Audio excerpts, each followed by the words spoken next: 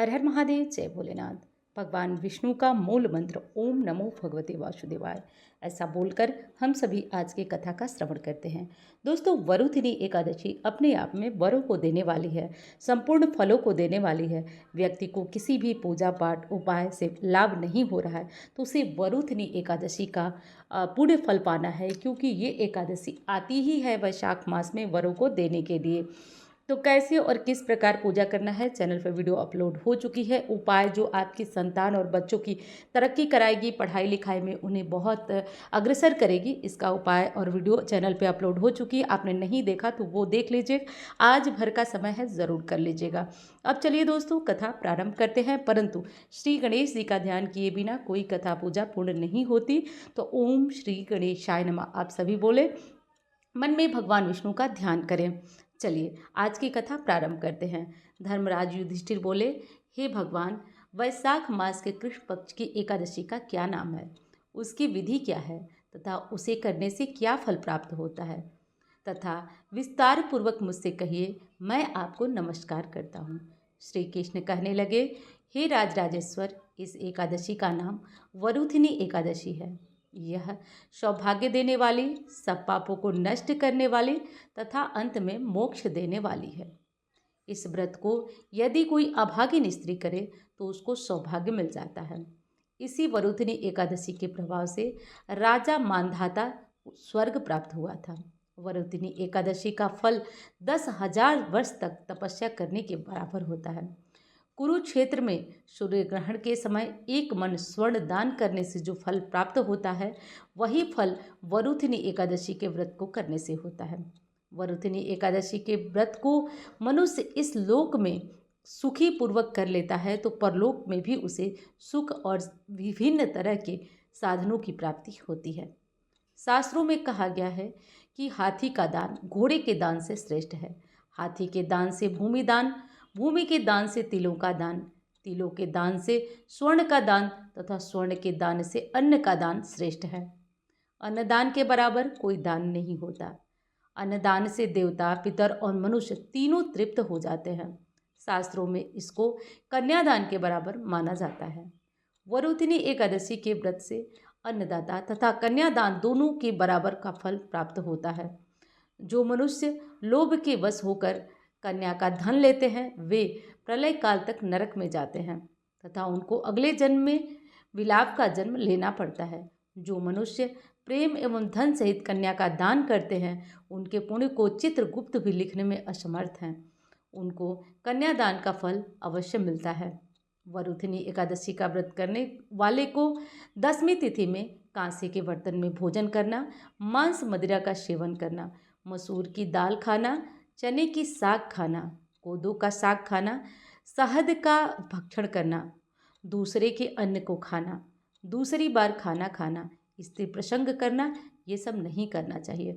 व्रत करने वाले दिन जुआ नहीं खेलना चाहिए। इस दिन पान नहीं खाना चाहिए, दातून करना चाहिए, दूसरों की निंदा से बचना चाहिए, चुगली एवं पाप करना वर्जित है। मनुष्य के साथ बातचीत, जो पापी मनुष्य हैं उनके साथ बातचीत करना त्याग देना चाहिए। उस दिन क्रोध, मिथ्या भाषण का त्याग करना चाहिए। इस व्रत में नमक, तेल अथवा अन्न वर्जित है। हे राजन, जो मनुष्य विधिवत एकादशी का व्रत करते हैं उनको स्वर्ग लोक की प्राप्ति होती है। अतः मनुष्यों को पाप से डरना चाहिए। इस व्रत के महात्म्य को पढ़ने से 1,000 गोदान का फल जो है व्यक्ति को प्राप्त होता है।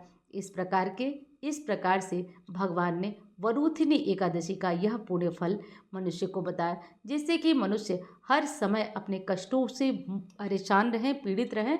तो इस एकादशी का व्रत अवश्य धारण करना चाहिए। चलिए दोस्तों, अब जान लेते हैं वरुथिनी एकादशी का जो एक और पौराणिक कथा है, जिसे सुने बिना हमारा व्रत पूर्ण नहीं होता है। प्राचीन काल में नर्मदा नदी के तट पर मांधाता नामक एक राजा राज्य करते थे। वह अत्यंत दानशील तथा तपस्वी थे। एक दिन वह जंगल में तपस्या कर रहे थे, तभी न जाने कहाँ से एक जंगली भालू आया और राजा का पैर चबाने लगा। राजा पूर्ववत अपनी तपस्या में लीन रहे। कुछ देर बाद पैर चबाते चबाते भालू राजा को घसीट कर पास के जंगल में ले गया। राजा बहुत घबराया, मगर तापस धर्म अनुकूल उसने क्रोध और हिंसा न करके भगवान विष्णु से प्रार्थना की। करुण भाव से भगवान विष्णु को पुकारा। उसकी पुकार सुनकर भगवान श्री हरि विष्णु प्रकट हुए और उन्होंने चक्र से भालू को मार डाला। राजा का पैर भालू पहले ही खा चुका था। इससे राजा बहुत ही शोकाकुल हुए। उन्हें दुखी देखकर भगवान विष्णु बोले, हे वत्स, शोक मत करो, तुम मथुरा जाओ और वरुथिनी एकादशी का व्रत रखकर मेरी बराह अवतार की पूजा करो। उसके प्रभाव से पुनः सुदृढ़ अंगों वाले हो जाओगे। इस भालू ने तुम्हें जो काटा है यह तुम्हारे पूर्व जन्म का अपराध था। भगवान की आज्ञा मानकर राजा मानधाता ने मथुरा जाकर श्रद्धापूर्वक वरुथिनी एकादशी का व्रत किया। इसके प्रभाव से राजा शीघ्र ही पुनः सुंदर संपूर्ण अंगों वाला हो गया। इसी प्रकार के एकादशी के प्रभाव से राजा मानधाता स्वर्ग को चले गए। तो ये थी दोस्तों एकादशी की व्रत कथा। एकादशी व्रत कथा का श्रवण कर लेना मात्र ही मनुष्य के जीवन से कष्टों को समाप्त कर देता है।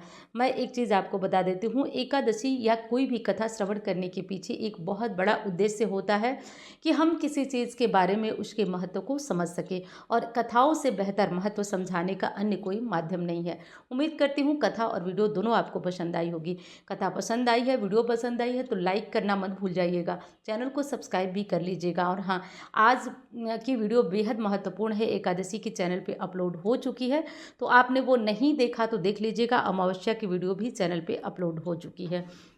और आज अपनी संतान की उन्नति के लिए उपाय ज़रूर कर लीजिएगा। अब चलिए जान लेते हैं एकादशी तिथि में पारण कब करना है। तो दोस्तों पारण जो है वो आपको सुबह यानी कि 5 मई को सुबह 5:37 से 8:17 तक करना है। उम्मीद करती हूँ जानकारी पसंद आई होगी। पारण का मुहूर्त ध्यान रखिएगा, नियम मैं वीडियो में बता चुकी हूँ। चलिए अब मिलती हूँ अन्य वीडियो में। धन्यवाद। हर हर महादेव।